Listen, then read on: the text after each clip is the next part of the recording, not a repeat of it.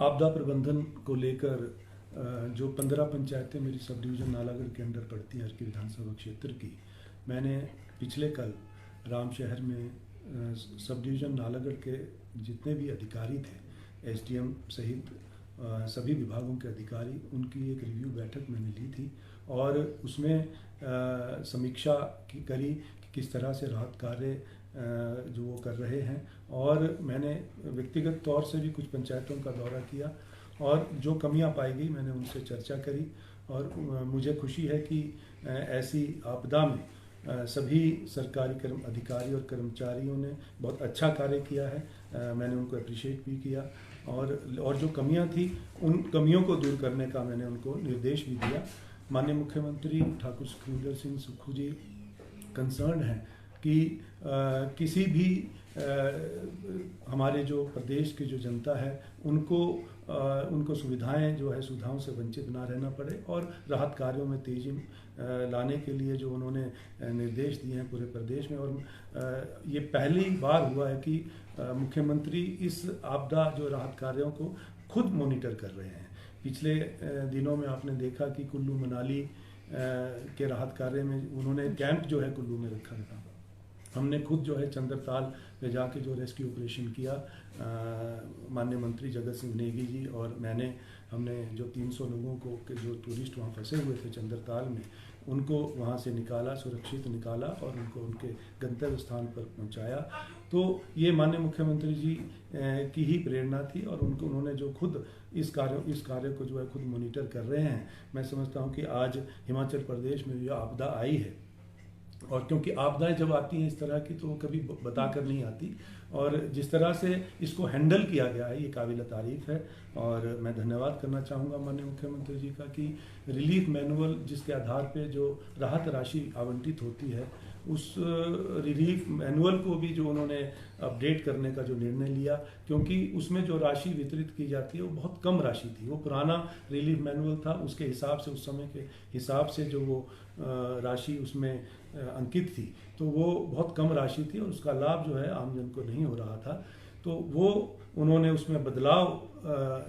लाने का जो निर्णय लिया, मैं उसके लिए भी धन्यवाद करना चाहूँगा। और अब जो उन्होंने निर्देश दिए हैं सभी जिला स्तर पर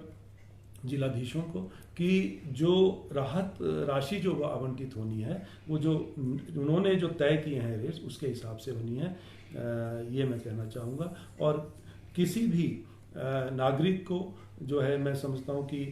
किसी का भी कोई नुकसान हुआ है, प्रदेश सरकार उनके साथ खड़ी है और हम व्यक्तिगत तौर पे जो है इसका आंकलन कर रहे हैं और इसको मॉनिटर कर रहे हैं। सभी को जो है ये भी मैं आह्वान करना चाहूँगा प्रदेश के सभी निवासियों को कि इस आपदा की घड़ी में आप अपना सामर्थ्य के अनुसार से जो अपना योगदान दें हिमाचल प्रदेश के पुनर्निर्माण के लिए, जो आज हमें सभी को एकजुट होना है। और ये जरूर कहना चाहूँगा कि जो हमारे विपक्ष के नेता हैं और यहाँ क्योंकि केंद्र में सरकार है भारतीय जनता पार्टी की, मंत्री भी हैं केंद्र में हिमाचल प्रदेश से संबंधित और राष्ट्रीय अध्यक्ष जो हैं वो भी हिमाचल प्रदेश से संबंधित हैं। मैं उनसे भी आग्रह करना चाहूँगा कि आज हिमाचल प्रदेश को आपकी सेवाओं की ज़रूरत है और राजनीति का मतलब सेवा भाव है। और आप भी इस चीज़ को तय करें कि माननीय प्रधानमंत्री जी और केंद्र सरकार जो है राहत राशि जो अपेक्षित है केंद्र सरकार से, वो राहत राशि जो है तुरंत प्रभाव से जारी करने के लिए अपने प्रयास करें ताकि हिमाचल प्रदेश के पुनर्निर्माण का कार्य जल्दी शुरू हो सके। सर इसी तरह से जैसे कि अगर हालात इसी तरह से बने रहते हैं और आगे भी कुछ ऐसा होता है तो क्या उसके लिए तैयार है? बिल्कुल। ये इस जो अभी आपदा आई है इससे हमें बहुत बड़ी सीख मिली है और साधनों से वंचित हैं हम। और जिस तरह से आर्थिक जो व्यवस्था जो हिमाचल प्रदेश में जगजाहिर है और जो विरासत में हमें कर्ज जो 75,000 करोड़ रुपए का मिला है और इस तरह से ये आपदा का सामना हमें करना पड़ा है,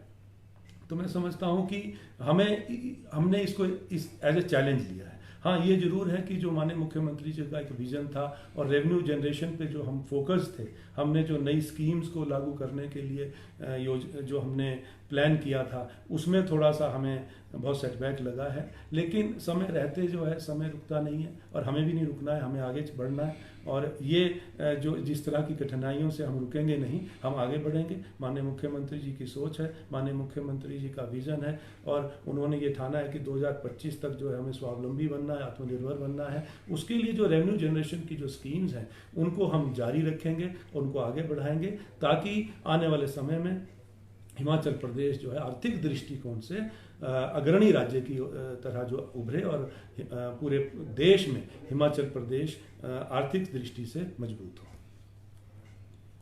सभी जैसे कि आप अभी नालागढ़ के दौरे पर गए थे और अभी के जो हालात हैं बहुत ही ज़्यादा ख़राब है बरसात के वजह से, वहाँ पर आपने कुछ दिशा निर्देश भी दिए गए, क्योंकि हम कहें लैंडस्लाइड्स बहुत ज़्यादा हो रहा है उस साइड पर, और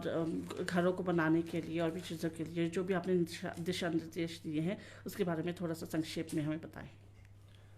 आपदा प्रबंधन को लेकर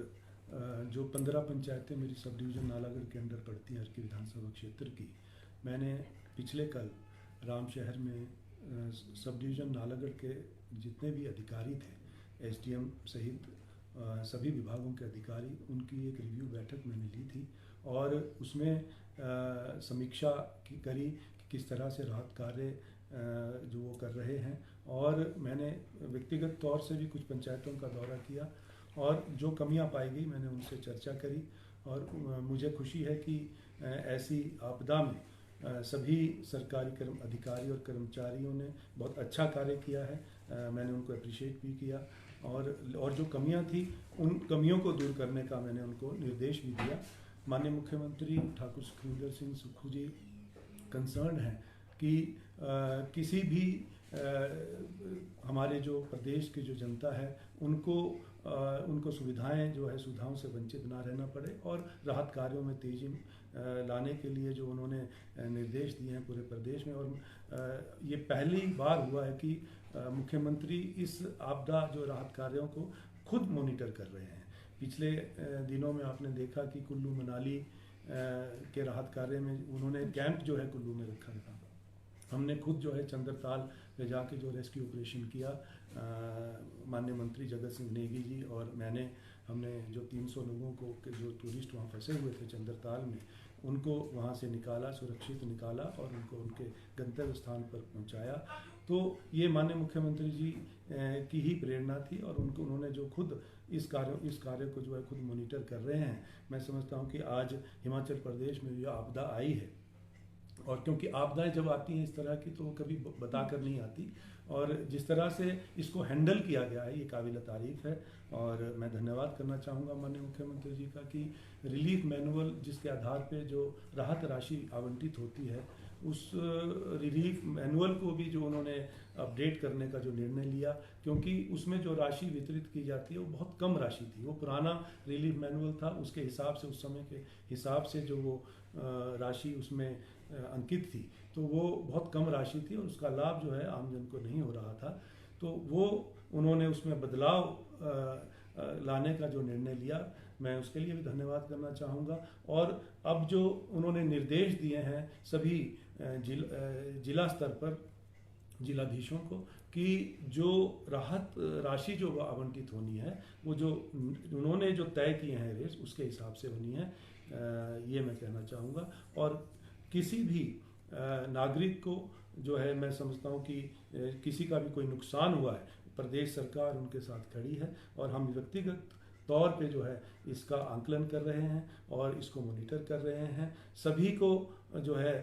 ये भी मैं आह्वान करना चाहूँगा प्रदेश के सभी निवासियों को कि इस आपदा की घड़ी में आप अपना सामर्थ्य के अनुसार से जो अपना योगदान दें हिमाचल प्रदेश के पुनर्निर्माण के लिए, जो आज हमें सभी को एकजुट होना है। और ये जरूर कहना चाहूँगा कि जो हमारे विपक्ष के नेता हैं और यहाँ क्योंकि केंद्र में सरकार है भारतीय जनता पार्टी की, मंत्री भी हैं केंद्र में हिमाचल प्रदेश से संबंधित और राष्ट्रीय अध्यक्ष जो हैं वो भी हिमाचल प्रदेश से संबंधित हैं। मैं उनसे भी आग्रह करना चाहूँगा कि आज हिमाचल प्रदेश को आपकी सेवाओं की ज़रूरत है और राजनीति का मतलब सेवा भाव है। और आप भी इस चीज़ को तय करें कि माननीय प्रधानमंत्री जी और केंद्र सरकार जो है राहत राशि जो अपेक्षित है केंद्र सरकार से, वो राहत राशि जो है तुरंत प्रभाव से जारी करने के लिए अपने प्रयास करें, ताकि हिमाचल प्रदेश के पुनर्निर्माण का कार्य जल्दी शुरू हो सके। सर इसी तरह से जैसे कि अगर हालात इसी तरह से बने रहते हैं और आगे भी कुछ ऐसा होता है तो क्या उसके लिए तैयार है? बिल्कुल बिल्कुल। ये इस जो आपदा, ये जो अभी आपदा आई है, इससे हमें बहुत बड़ी सीख मिली है और साधनों से वंचित हैं हम, और जिस तरह से आर्थिक जो व्यवस्था जो हिमाचल प्रदेश में जग जाहिर है, और जो विरासत में हमें कर्ज जो 75,000 करोड़ रुपए का मिला है, और इस तरह से ये आपदा का सामना हमें करना पड़ा है,